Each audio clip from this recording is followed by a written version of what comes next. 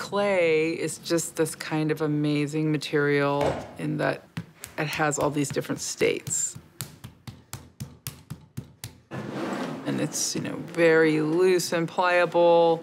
It can be unwieldy, especially when you're working with a lot of it.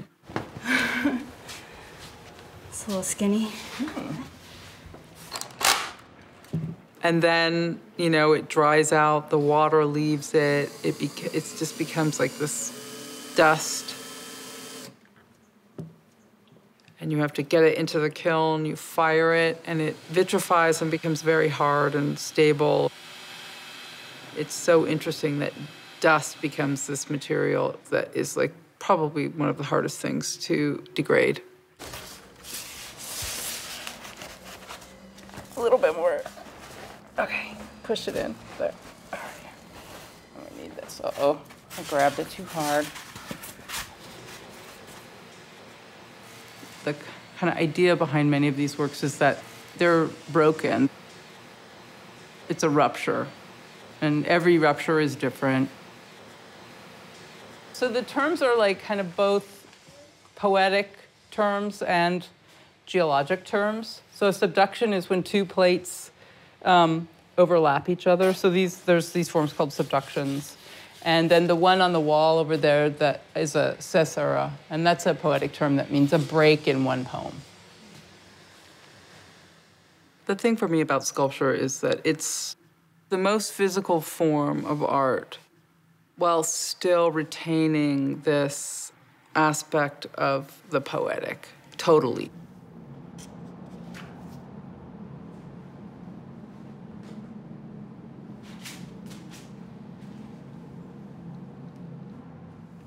And so the physical reality of instability, something that we all have to deal with, is part of these works.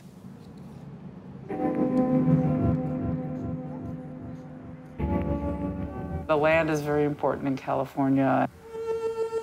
It's what brought people out here. It was the end of the frontier. It's like the myth of America kind of ended in California.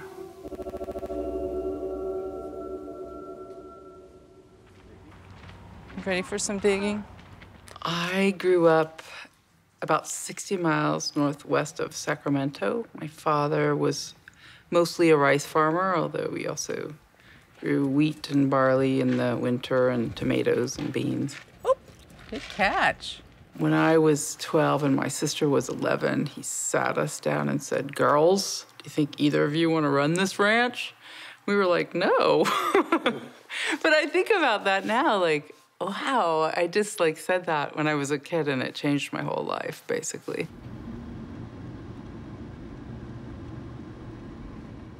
I was an undergrad and philosophy was my declared major. I decided to just apply to art school. And I got into CalArts as a third-year photographer.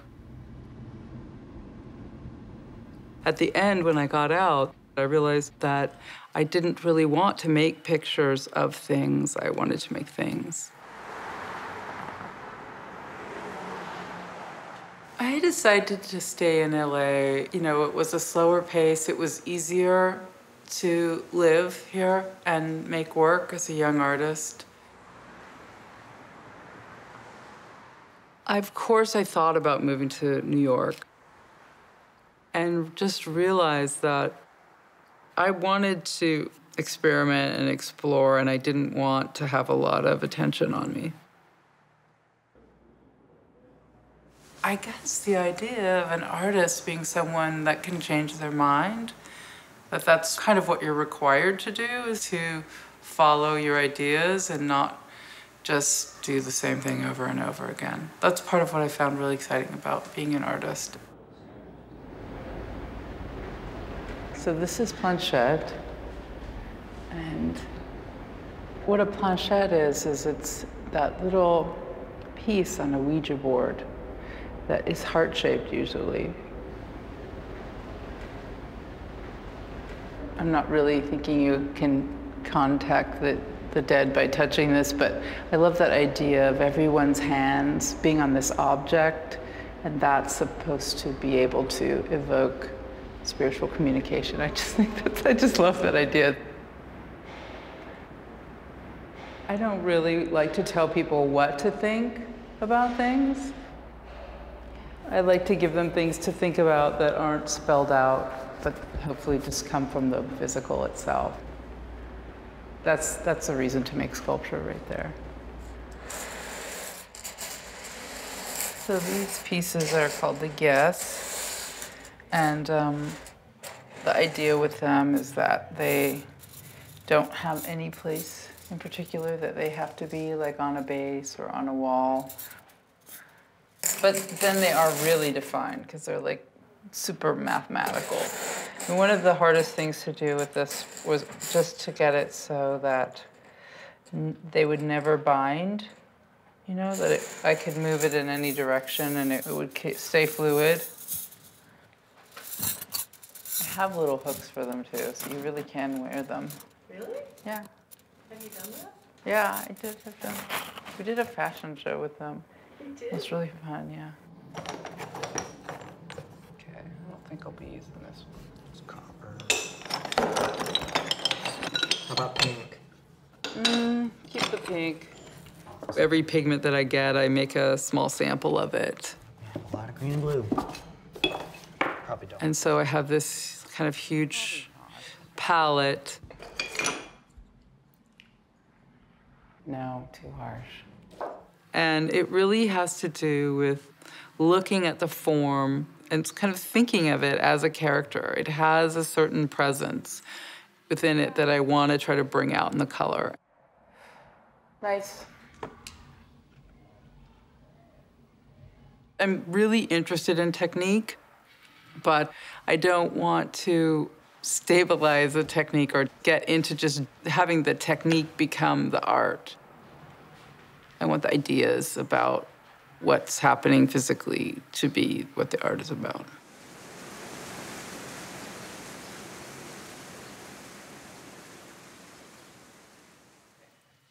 We call them cubes because there's really no other words, but when I made those pieces, each of the bars were the same length, but they're curved. So is that a cube? I don't even know if that technically could be considered a cube. And then the way that the color is applied does not reinforce the form. So you see all these other forms within the form. The work is pretty solid, but it seems as if it's falling over or lifting up or gonna move. Something that I try to do is to not use the same methods, but work with the same ideas. So that's why 2001, it's a similar kind of idea in terms of color, but it comes from a really different method. 2001, the idea for that was to make an animation as a sculpture. And so I really did make an animation. It was a sphere turning into a cube and a cube turning back into a sphere. And then in the computer, I pushed them all into one space. There's no repetition as you're moving around it. You get this sense the thing is rotating, even though it is actually still. I believe right now we're in a time where reality and illusion are kind of always together. And I think that the reality of this work is its illusion. And you're constantly having to understand the form and then re-understand the form and re-understand the form and re-understand the color because it's changing on you. You know, if I keep using the same techniques, then it's going to become more permanent.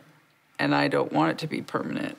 I want it to be about impermanence. So I have to keep changing the way I do it. Otherwise, it gets too etched into the fabric of perception and it becomes too stable.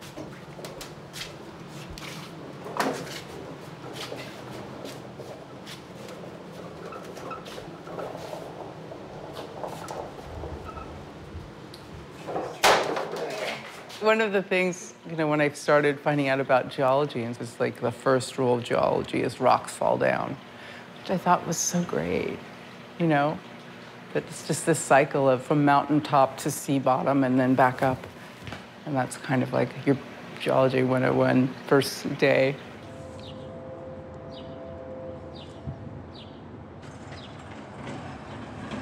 Public Jewel was commissioned by the GSA for the Federal Plaza in Denver. This is from last night. Oh, thank you. I first didn't realize that I was going to have to do multiple stones. I thought I might find one stone, and of course that wasn't possible. So then I realized I needed to make what I'm calling the agglomerate boulder. And that was kind of a great realization because then I could get stones from all over Colorado. It was funny to me to just even understand that, you know, stones seem so permanent, but there are many stones that would not be able to make it even 5 years out here on the plaza. Okay, can you just switch them real quick? That's better. It's a history that's in each stone, you know, they're each like a little time capsule if you know how to look at them.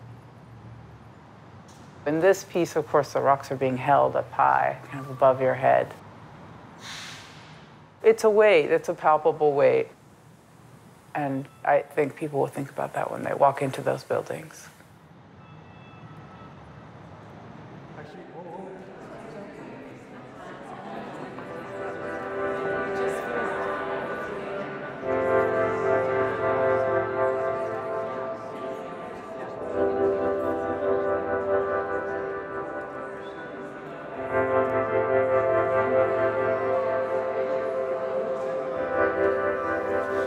Geology and geologic time and individual human time is so different.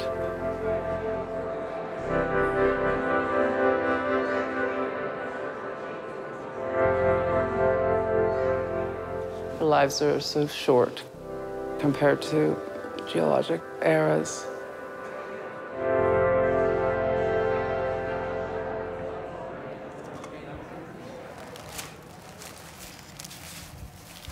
Ready for the kiln?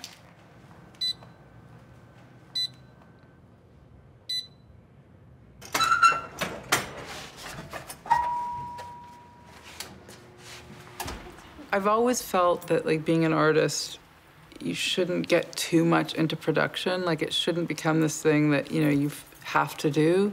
That you should retain that freedom to, like, take a break and reflect.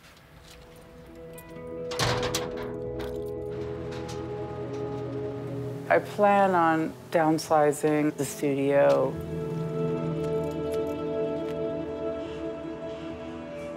Let's sit in the shadiest one. I feel really lucky. We have a 2.5-year-old. And I just want to spend some time with him while he's really young. I want to find some spaciousness and some tenderness in my life and bring that back when I come back to work again.